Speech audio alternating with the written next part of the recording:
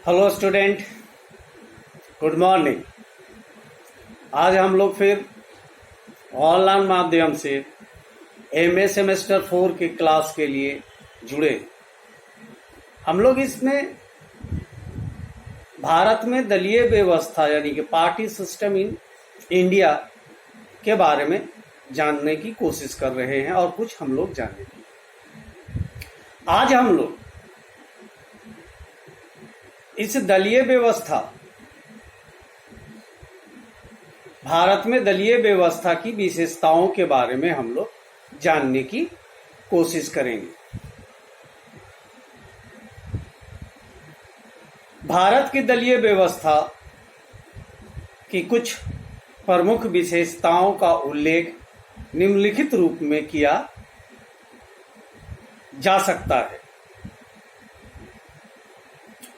उसमें कुछ है, 1 2 3 4 5 10 करके देखेंगे। जिसमें सबसे पहला है बहुदलीय पद्धति, मल्टी पार्टी सिस्टम। भारत में ब्रिटेन तथा अमेरिका की तरह द्विदल पद्धति यानी कि 2 दलों की पद्धति नहीं है, बल्कि बहुदलीय पद्धति है। चुनाव आयोग के अनुसार 2004 में देश में 2004 तक देश में 6 राष्ट्रीय दलों समेत 655 राजनीतिक दल थे। इनमें से 46 दल राज्य स्तर पर की और बचे पंजीकृत गैर मान्यता प्राप्त दल थे। इनमें से कुछ को छोड़कर अन्य के पास कोई नीति अथवा या कार्यक्रम नहीं था, या उनके पास साधनों का अभाव था। 2004 के लोकसभा चुनाव से पहले 7 राजनीतिक दलों को अखिल भारतीय दल के रूप में मान्यता प्रदान की गई थी, लेकिन इसमें से कुछ का अखिल भारतीय संगठन और स्वरूप केवल कहने भर के लिए ही है और इनके प्रभाव क्षेत्र बहुत सीमित है। कहने का मतलब ये है कि इलेक्शन कमीशन के हिसाब से 655 राजनीतिक दल है, जिसमें से कुछ राज्य स्तरीय हैं, कुछ केंद्र स्तर पर के हैं और कुछ गैर मान्यता प्राप्त राजनीतिक दल के रूप में। जो लोग, बहुत सारे ऐसे भी राष्ट्रीय दल हैं जो सिर्फ नाम के राष्ट्रीय दल हैं, उनका वजूद कुछ सीमित पर क्षेत्रों तक ही है, लेकिन कई तरीके से राष्ट्रीय दल का मान्यता दिया जाता है। इस वजह से उन लोगों में से कईयों को राष्ट्रीय दलों का मान्यता दी गई। इस प्रकार के अनेक दल के अस्तित्व ने प्रशासनिक स्थायित्व अस्थायित्व को ही जन्म दिया है और इस बहुदलीय पद्धति को भारतीय लोकतंत्र के हित में नहीं कहा जा सकता है। 2009 के चुनाव में भी कई दलों के मुख्यतः 2 गठबंधनों के बीच जनता को निर्णय लेना था। इस क्रम में यानी कि 2009 के चुनाव में 2 गठबंधन एनडीए और यूपीए के बीच में लोगों को निर्णय लेना था। इस क्रम में कांग्रेस और सहयोगी दलों की जीत हुई, लेकिन पहले के अपेक्षा अस्थायित्व में दृढ़ता आई। तो ये थी उसकी पहली विशेषता, बहुदलीय पद्धति। अब इसकी दूसरी विशेषता है एक राजनीतिक दल का प्रधानता, सिंगल डोमिनेंस पार्टी सिस्टम। मतलब एक दल की, भारत की दलीय व्यवस्था के अंदर एक पार्टी की प्रधानता कांग्रेस पार्टी की लंबे समय तक रही। ये भी भारतीय राजनीति के अंदर दलीय व्यवस्था की एक विशेषता मानी जाती है।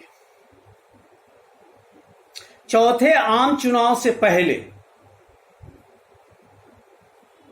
मॉरिस जोन्स ने भारत की दलीय पद्धति को एक दल की प्रधानता वाली बहुदलीय पद्धति की संज्ञा दी थी और 1967 से 1967 से 1970 यानी कि 1970 के समय को छोड़कर भारतीय राजनीति की सामान्यता यही प्रवृत्ति रही। यानी कि आमतौर पर भारतीय राजनीति की प्रवृत्ति यही रही, एक दल की प्रधानता, यानी कि 67 और 70 के समय को छोड़कर। बहुदलीय पद्धति में आमतौर पर राजनीतिक शक्ति का बिखराव हो जाता है और कोई भी एक राजनीतिक दल इस स्थिति में नहीं होता कि वह अपने ही बलबूते पर सरकार का निर्माण कर सके। लेकिन 1967 ईस्वी के पहले भारतीय राजनीति में आमतौर पर यह स्थिति देखने में नहीं आई, जिसका कारण भारतीय राजनीति में कांग्रेस दल की प्रधानता थी। 1967 ईस्वी के चौथे आम चुनाव ने भारतीय राजनीति में राज स्तर पर उस स्थिति को जन्म दिया जिसे बहुदलीय पद्धति का स्वाभाविक परिणाम कहा जा सकता है। लेकिन 67-70 के समय में कुछ राज्यों में, पहले का मतलब यह है कि बहुदलीय व्यवस्था की जो स्वाभाविक स्वरूप है उसमें क्या होता है कि शक्तियों का बिखराव होता है, जो 1967 और 70 के बीच में तो हुआ। लेकिन 1967-70 के समय में कुछ राज्यों में जिन मिलीजुली सरकारों का निर्माण हुआ, आम जनता को उनसे काफी निराशा हुई और विपक्षी दलों की शक्ति का पतन प्रारंभ हो गया। इसलिए 1971 के लोकसभा तथा 1972 में विधानसभा चुनावों में जनता ने केंद्र तथा अधिकांश राज्यों में अकेली कांग्रेस को अपनी सरकार के निर्माण का मौका दिया। यानी कि 71 के चुनाव और 72 के राज्यों के चुनाव में फिर से लोगों ने कांग्रेस को ही अपनी बूते पर सरकार बनाने की जनमत दिया। 1967 और 70 के समय भारत की दलीय व्यवस्था प्रतियोगी दलीय व्यवस्था के रूप में सामने आई। यानी कि प्रतियोगी कंपटीशन एक दूसरे से। लेकिन 1971 में फिर एक दल कांग्रेस को प्रधानता की स्थिति प्राप्त हो गई और 1977 के आरंभ तक उसे यह स्थिति प्राप्त रही। 1977-79 के समय में दलीय व्यवस्था स्पष्ट नहीं थी। कुछ सीमा तक ऐसी बहुदलीय व्यवस्था जिसमें एक दल जनता पार्टी को प्रधानता की स्थिति प्राप्त थी। 1980 एवं 1985 के लोकसभा एवं राज्य विधानसभा के चुनाव के परिणाम से भी कांग्रेस दल की प्रधानता ही उभरी। 1989, 1991, 1996, 1998, 1999, 2004 तथा 2009 के लोकसभा के बाद चुनावों के बाद स्थिति में व्यापक परिवर्तन आया और एक ही दल की प्रधानता के युग का अंत हुआ। अब हम लोग भारत में दलीय व्यवस्था के विशेषता के तीसरा रूप जो है, मतलब तीसरा विशेषता इसकी जो है वो क्या है? दलीय राजनीति व्यक्तिगत नेतृत्व पर आधारित, यानी कि दल की राजनीति जो है वो व्यक्तिगत नेतृत्व पर आधारित। यानी कि एक समय में पंडित नेहरू थे, इंदिरा गांधी, बाद में अटल बिहारी वाजपेयी, मनमोहन, सोनिया गांधी, राजीव गांधी, इन जैसे लोगों के इर्द गिर्द ही भारतीय राजनीतिक व्यवस्था, दलीय व्यवस्था जो है उनके छाया के रूप में ये चलता रहा। इसीलिए इसको भारत में दलीय व्यवस्था की विशेषता ये मानी जाती है कि व्यक्तिगत नेतृत्व पर ये आधारित है। दलीय राजनीतिक व्यक्तिगत नेतृत्व पर आधारित, दलीय राजनीति व्यक्तिगत नेतृत्व पर आधारित है और व्यक्तियों के आधार पर दलों के बनने एवं बिगड़ने का क्रम चलता रहा है। यानी कि व्यक्ति के नेतृत्व के हिसाब से दलों को बनने बिगड़ने का काम चलता रहा है। भारतीय राजनीति के सबसे प्रमुख दल या शासक दल में आमतौर पर एक ही व्यक्ति को सर्वोच्चता की स्थिति प्रदान रही है।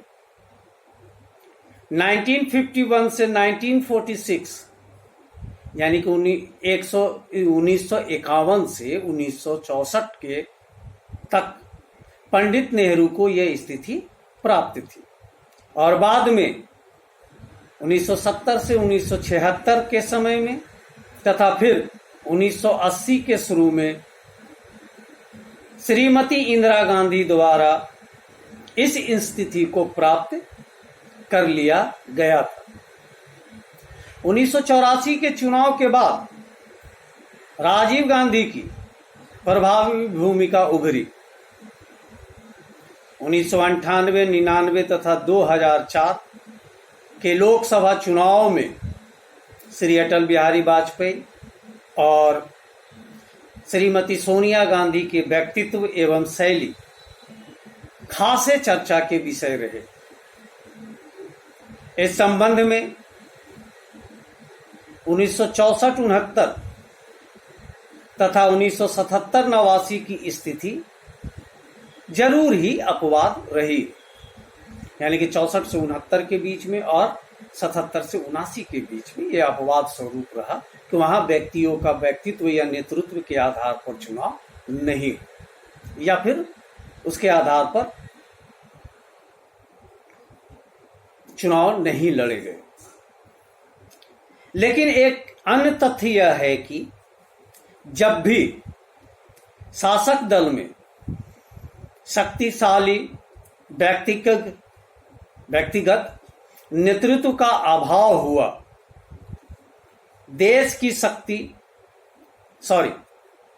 अभाव हुआ, दल की शक्ति और दल के अंदर अनुशासन दोनों में ही कमी आई।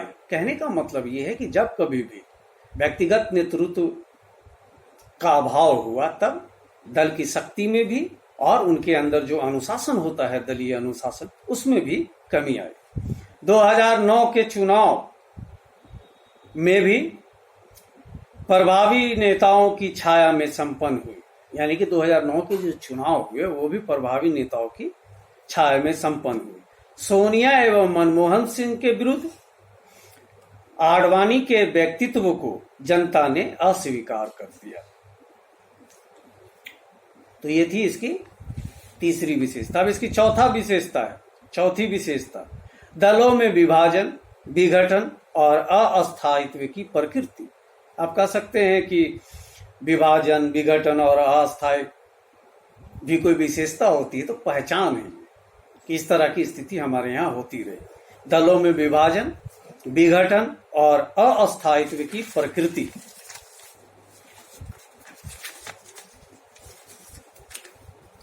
भारत के सभी राजनीतिक दल लगातार विभाजन, विघटन, बिखराव और अस्थायित्व की प्रवृत्ति के शिकार रहे हैं। सबसे प्रमुख दल भारतीय राष्ट्रीय कांग्रेस अब तक कई बार विभाजित हो चुका है। 1969 में यानी कि 1969 ईस्वी में भारतीय राष्ट्रीय कांग्रेस का विभाजन हुआ। 1978 और 1995 में कांग्रेस ई का विभाजन हुआ और कांग्रेस तिवारी का गठन किया गया। 1977 में गठित जनता पार्टी 1980 में 4 जनता पार्टियों में बंट गई। जनता party JP, Bharatiya Janata party जो मौजूदा समय में बीजेपी कहलाती है, जनता दल एस चरण सिंह और जनता दल एस राजनारायण, यानी कि एक जनता पार्टी 4 पार्टियों में बंट गई। इसी प्रकार 4 साम्यवादी दल हैं। हिंदुस्तान में 4 कम्युनिस्ट पार्टियां भी हैं, जिनमें 2 अच्छी तरह से संगठित हैं और बाकी एक। जनता दल के विभाजन से 1990 में जनता एस बना और अजीत सिंह गुट के अलग हो जाने से उसका और अधिक विभाजन हो गया। लालू प्रसाद यादव ने जनता दल को विभाजित कर राष्ट्रीय जनता दल का गठन किया। अकाली दल, अन्ना द्रमुक जैसे क्षेत्रीय दल भी समय समय पर विभाजित होते रहे हैं।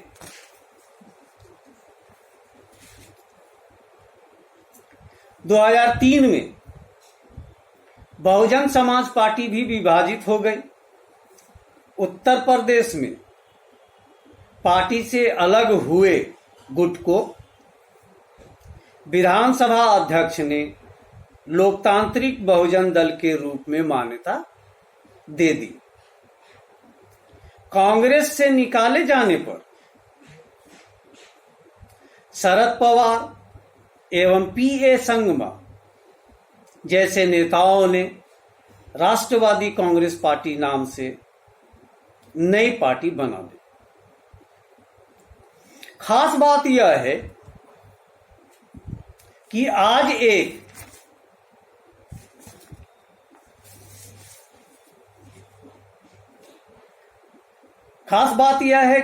एक राजनीतिक पार्टी का गठन होता है और कल उनमें विभाजन या विघटन की स्थिति उत्पन्न हो जाती है। इस प्रकार दलीय व्यवस्था में अनिश्चय और अस्थायित्व की स्थिति बनी हुई है और यह निश्चित रूप से एक विकृति है, यानी कि ये खराबी है। तो ये भी भारत में दलीय व्यवस्था की कुछ विशेषताएं हैं, जिसमें अब बाकी जो इसकी विशेषता है हम लोग अगली क्लास में जानने की कोशिश करेंगे।